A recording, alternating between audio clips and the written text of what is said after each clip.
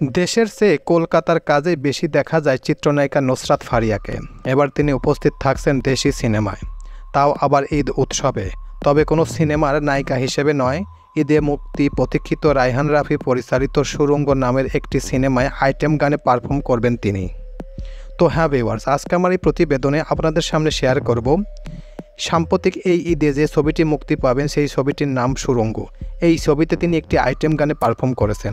আসলে এই আইটেম গান কী রকম, এই গানে কী গান গেয়েছেন সেই বিষয়ের উপর চমকপ্রদ কিছু তথ্য এখন আপনাদের সামনে শেয়ার করব। তো চলুন মূল প্রতিবেদনে চলে যাওয়া যাক।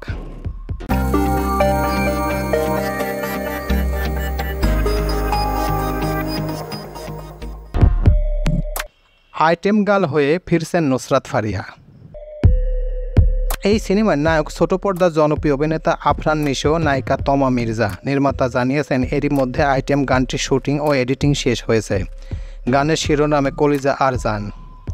রাসেল মাহমুদের কথা এবং সুর ও সঙ্গীত আয়োজন করেছেন আরাফাত মহসিন নিধি।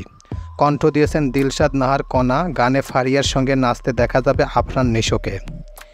এতে পারফর্ম প্রসঙ্গে নুসরাত ফারিয়া বলেন, গানটি বেশ ভালো, দৃশ্যায়ন ও আমার উপস্থাপন ভালো হয়েছে। আশা করছি দর্শকদের ভালো লাগবে।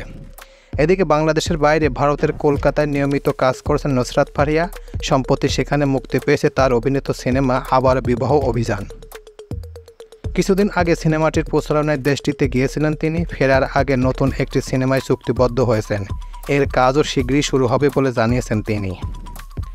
তো এই ছিল মোটামুটি আমাদের আজকের প্রতিবেদন। উপরোক্ত প্রতিবেদন থেকে আমার একটা জিনিসই বুঝলাম যে নুসরাত ফারিয়া মূলত বাংলাদেশে চেয়ে ইন্ডিয়াতেই বেশি ছবি করে থাকেন, কারণ ওখানে তিনি যেগুলো ছবি করেছেন প্রত্যেকটা ছবি ব্যবসা সফল হয়েছেন। কিন্তু বাংলাদেশে তার অভিনীত এমন কোনো ছবি নাই যে ভালো ব্যবসা সফল করেছেন। এই জন্য তিনি কলকাতার সিনেমাতে বেশি অভিনয় করে থাকেন এবং সেখানে যেগুলো ছবি করেন ম্যাক্সিমাম ছবি খুবই ব্যবসা সফল হয়ে থাকেন। তো তিনি ঈদে মুক্তি প্রতীক্ষিত রায়হান রাফি পরিচালিত সুড়ঙ্গ নামের যে সিনেমার আইটেম গানে পারফর্ম করেছেন, তার সাথে অভিনেতা আফরান নিশো পারফর্ম করেছেন। আসলে এই গানটি কীরকম হবে, গানটি কতটুকু ভালো লাগবে দর্শকদের, সেটাই এখন দেখার বিষয়। তিনি অবশ্য বলেছেন যে গানটি শুনলে অনেক অনেক ভালো লাগবে তাদের।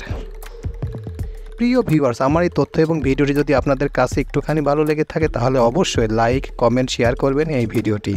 আর যারা এখন পর্যন্ত আমার এই চ্যানেলটি সাবস্ক্রাইব করেন নাই তারা দ্রুত আমার এই চ্যানেলটি সাবস্ক্রাইব করে রাখবেন। তো আজকে এই পর্যন্তই, সবাইকে ধন্যবাদ জানিয়ে এখানেই শেষ করছি। আল্লাহ হাফেজ।